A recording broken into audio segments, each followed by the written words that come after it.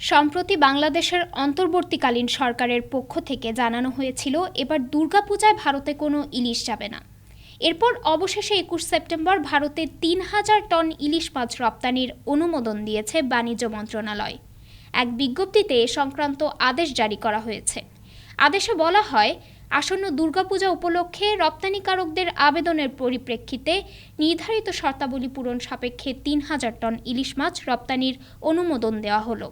এ লক্ষ্যে রপ্তানিকারকদের ২৪ সেপ্টেম্বর দুপুর ১২টার মধ্যে বাণিজ্য মন্ত্রণালয় বরাবর আবেদন করতে বলা হয়েছে। নতুন সরকার ভারতে ইলিশ রপ্তানি করবে কিনা এ নিয়ে বেশ কিছুদিন ধরে আলোচনা চলছে। এরই মধ্যে এমন সিদ্ধান্ত এলো। সম্প্রতি বাংলাদেশের পক্ষ থেকে এবার ইলিশ দেওয়া হবে না বলে ইঙ্গিত দেওয়া হয়। এমন অবস্থায় ভারতের পক্ষ থেকে ইলিশ পাঠানোর আবদার করে বাংলাদেশের কাছে চিঠি পাঠানোর খবর পাওয়া গেছে। এক প্রতিবেদনে হিন্দুস্তান টাইমস বলছে, গত ৫ বছর ধরে বাংলাদেশ থেকে ইলিশ আমদানি করছে ভারত।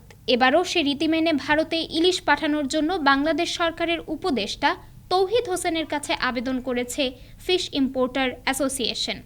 উল্লেখ্য, ২০১২ থেকে ২০১৮ সাল পর্যন্ত ইলিশ রপ্তানি বন্ধ ছিল। ২০১৯ সাল থেকে আবারও ভারতে ইলিশ রপ্তানি করা হয়। ভারতের ব্যবসায়ীরা প্রতি বছর দুর্গাপূজায় ৫,০০০ টন ইলিশের চাহিদার কথা বাংলাদেশকে জানিয়ে থাকেন। গত বছর বাংলাদেশ থেকে ভারতে ৩,৯৫০ টন ইলিশ রপ্তানি করা হয়। অন্তর্বর্তীকালীন সরকার দায়িত্ব নেওয়ার পর গত ১১ আগস্ট মৎস্য ও প্রাণী সম্পদ উপদেষ্টা ফরিদা আক্তার সাংবাদিকদের বলেছিলেন, আমরা ক্ষমা চাচ্ছি, ভারতে কোনো ইলিশ পাঠাতে পারবো না, এটা দামি মাছ। আমরা দেখেছি যে আমাদের দেশের মানুষই ইলিশ খেতে পারে না, কারণ সব ভারতে পাঠানো হয়। ডেস্ক রিপোর্ট, আজ বার্তা, ঢাকা।